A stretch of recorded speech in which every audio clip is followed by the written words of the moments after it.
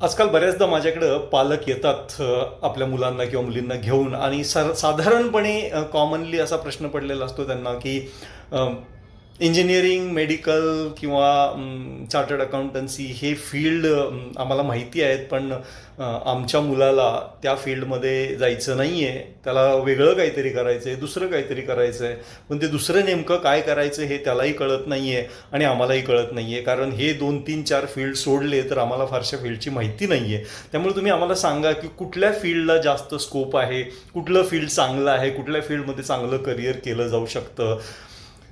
माझं त्यांना पहिल्यांदा हेच उत्तर असतं की मुळात कुठल्या फील्डला स्कोप आहे हा प्रश्न तुम्ही विचारू नका, कारण स्कोप फील्डला नसतो, स्कोप माणसाला असतो.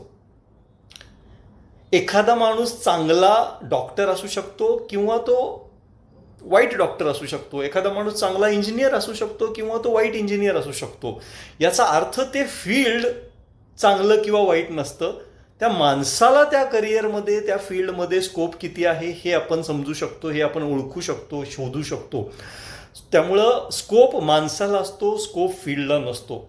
त्यामुळे प्रश्नाचा रोख बदलला पाहिजे की कुठल्या फील्डला चांगला स्कोप आहे असं विचारण्यापेक्षा माझ्या मुलाला कुठल्या फील्डमध्ये जास्त स्कोप आहे किंवा मला कुठल्या फील्डमध्ये जास्त स्कोप असू शकतो हे शोधलं पाहिजे.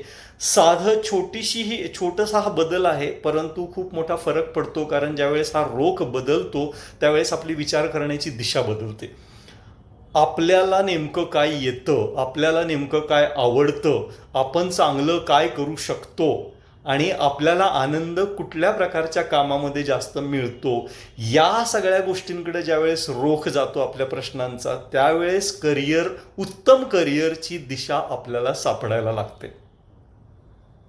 त्यामुळं फील्डला स्कोप आहे, कुठल्या फील्डला स्कोप आहे असा प्रश्न विचारण्यापेक्षा मला कुठल्या फील्डमध्ये जास्त स्कोप असू शकतो हा प्रश्न विचारला पाहिजे.